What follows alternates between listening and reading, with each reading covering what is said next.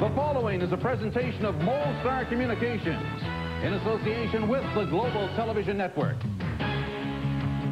Overture, curtains, lights, this is it, the night of nights.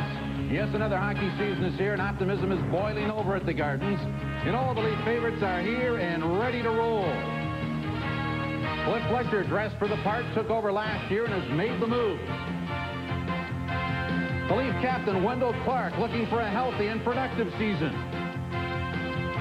Newcomer Drake Barahowski, defenseman of the year in junior hockey, a standout there, hoping to fill in nicely on the Leaf blue line.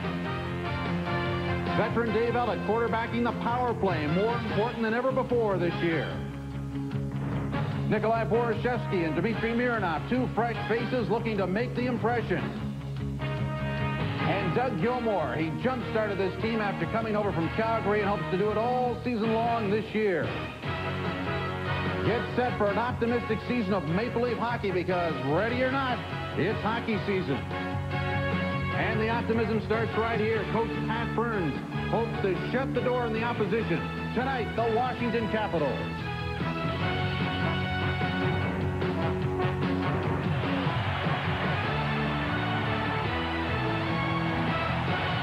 Molson Canadian Maple Leaf Hockey on the Global Television Network is brought to you by Molson Canadian, what beer's all about Leaf Gardens in downtown Toronto. A little cool out here in front of the Gardens, but to paraphrase something from the late Bob Johnson, a great night for hockey as another Maple Leaf season is set to start.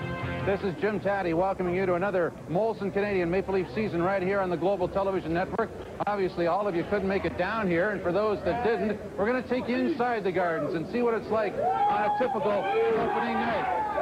And the first thing you see when you walk into the Gardens, you go up to the wall and you see the 62-63 Maple Leaf team that won the Stanley Cup, started it all going in the sensational 60s. Up there, the 31-32 Stanley Cup champion Maple Leaf team. This is the team that opened the Gardens, lost the first night, but then went on to win the Stanley Cup. So obviously, they got the job done. Now, the next order of business on opening night, let's get those tickets out and get checked in here and see what's going to happen between the Washington Capitals and Toronto Maple Leafs. And as you can see, there's a bit of a crowd down here in the lobby. Just go by our friend Joe here. Thank you very much, Joseph. Good luck to you this season.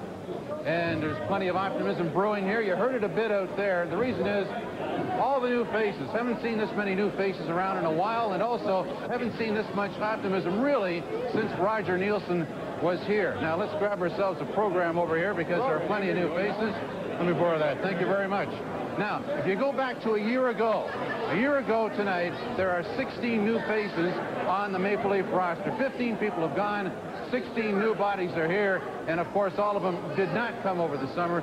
Some of them were at it and did a good job late last year. As you go along here and out onto the ice, and we see a couple of guys who have survived training camp, Joe Bowen and Harry Neal. Joseph, a lot of new faces in the Leaf lineup this year. There sure are, Jim. I got my program early. I'm going to need one as well. Nikolai Borashevsky has played extraordinarily well for coming over here. He's got some experience. He's 27 years of age, and he, along with Doug Gilmour, led this team in scoring during the preseason. Drake Barahowski, as you mentioned, is making a big step from being the top junior defenseman a year ago to being maybe a regular with Pat Burns, who has been a coach that will play young defensemen. And certainly if there has been a major change in this team, Harry Neal is behind the bench.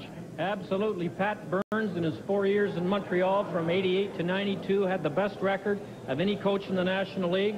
During those 4 years, his team was first or second in goals against. He came to Toronto with a lot of respect that he earned in Montreal. He ran a very tough camp. I think he's even more respected now. I really think it was Cliff Fletcher's most astute move in his rebuilding job of the Toronto Maple Leafs, hiring Pat Burns.